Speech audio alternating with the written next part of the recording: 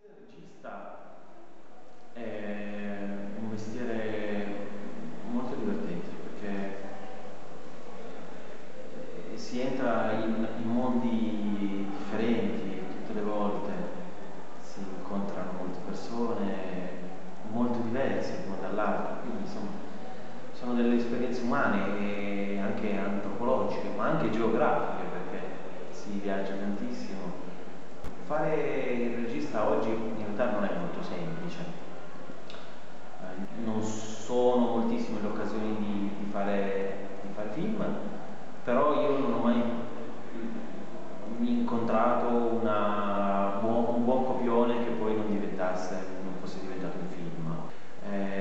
Comunque quello che mi colpisce è quando rido, cioè far ridere, soprattutto sulla carta, non è semplice. Cioè, io credo che il regista prima di tutto sia un narratore.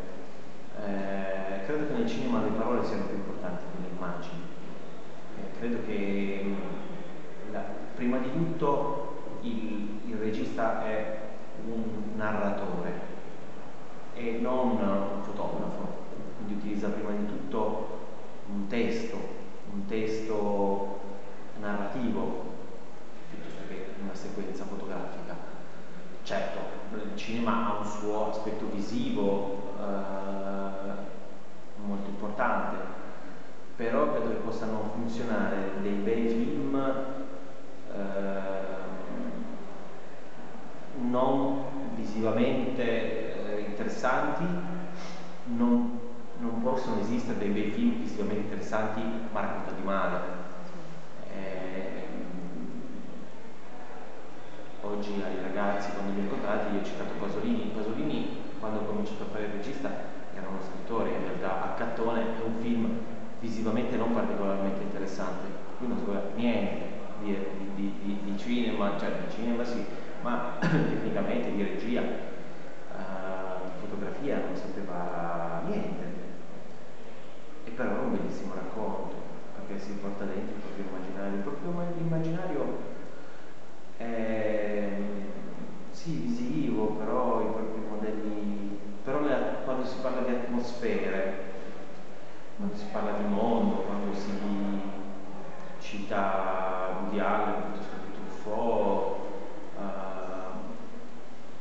anche Fellini, secondo me non vengono in mente soltanto delle immagini, ma dei personaggi, dei caratteri, che un regista inevitabilmente trova attorno a sé decine di persone tutte diverse una dall'altra, quindi insomma bisogna essere un po' camaleontici, cioè bisogna un po' adattarsi, restando sempre in qualche modo se stessi, ci mancherebbe, però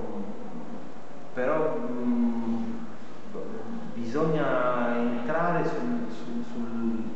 con il linguaggio di arte, cioè bisogna conoscere tanti linguaggi, bisogna saper parlare col produttore, saper parlare con l'aiuto macchinista.